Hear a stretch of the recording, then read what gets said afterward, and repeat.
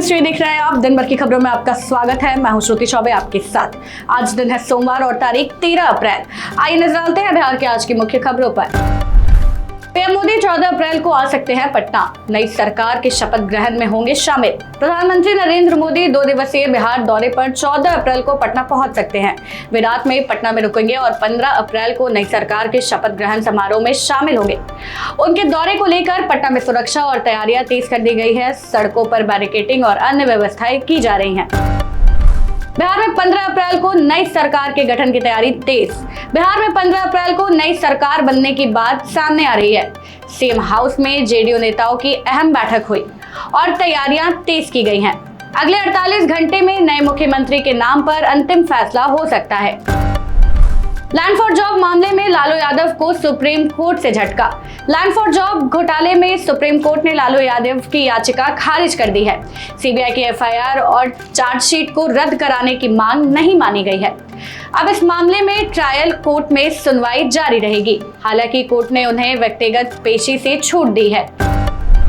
JEE main 2026 answer की जारी। 13 अप्रैल तक कर सकते हैं अपील। एनटीए ने जेईई मेन 2026 की आंसर की जारी कर दी है। छात्र अपने उत्तर मिलाकर संभावित स्कोर देख सकते हैं। 13 अप्रैल तक आपत्ति दर्ज करने का मौका दिया गया है। इसके बाद जेईई एडवांस और रिजल्ट की प्रक्रिया आगे बढ़ेगी। इंडियन बैंक में 350 पदों पर भर्ती आवेदन शुरू। इंडियन बैंक ने स्पेशलिस्ट ऑफिसर की 350 पद पर भर्ती निकाली है। इनमें मैनेजर, सीनियर मैनेजर और असिस्टेंट मैनेजर जैसे पद शामिल है। आवेदन 28 अप्रैल 2026 तक ऑनलाइन की जा सकती है।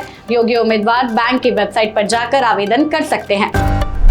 पटना में बनेगा 150 किलोमीटर लंबा रिंग रोड। राजधानी को मिलेगा नया रूप।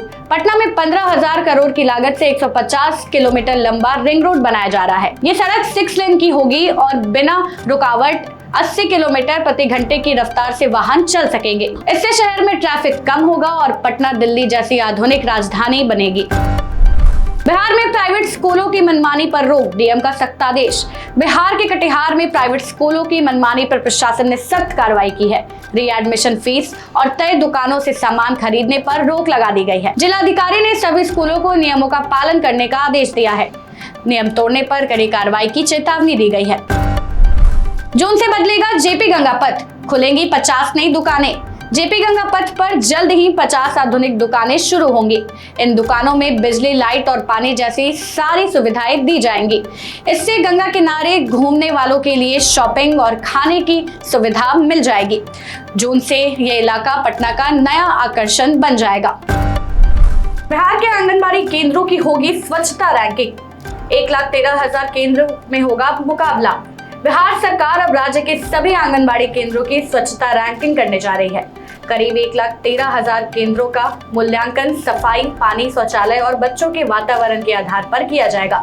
इससे बेहतर काम करने वाले केंद्रों को प्रोत्साहन मिलेगा और बाकी में सुधार किया जाएगा। ये रैंकिंग हर 3 महीने में की जाएगी ताकि व्यवस्था और मजबूत हो सके। जेडीयू विधायक पप्पू पांडे की मुश्किलें बढ़ी। पुलिस ने आवास पर की छापेमारी। जेडीयू विधायक पप्पू पांडे के हथुआ स्थित पेट्रोल पंप वाले आवास पर पुलिस ने छापेमारी की है।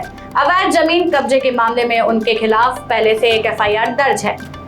इस कार्रवाई में उनके भाई और अन्य लोगों पर भी मामला दर्ज बताया गया है। पुलिस की कई गाड़ियां मौके पर पहुंची, जिससे इलाके में हलचल मच गई। शादी में घरेलू गैस पर रोक। अब लेना होगा कमर्शियल सिलेंडर। पटना में शादी विवाह में अब घरेलू गैस सिलेंडर का इस्तेमाल नहीं होगा। लोगों को कमर्शियल सिलेंडर लेने के लिए एसडीओ ऑफिस में आवेदन देना होगा। शादी कार्ड और मेहमानों की संख्या के आधार पर गैस दी जाएगी। ये नियम गैस की कमी और बढ़ती मांग को देखते हुए लागू किया गया है।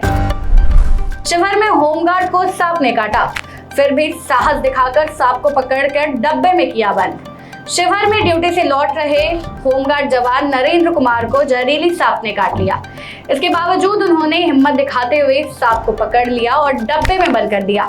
इसके बाद वे तुरंत अस्पताल पहुंचे, जहां समय पर उनका इलाज हुआ और उनकी जान बच गई।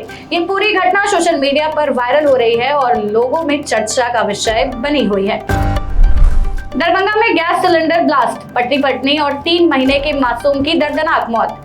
दरभंगा के सुंदरपुर मोहल्ले में खाना बनाते समय गैस सिलेंडर में आग लगने से बड़ा धमाका हो गया। इस हादसे में एक परिवार के पति पत्नी और 3 महीने के छोटे बच्चे की जिंदा जलकर मौत हो गई।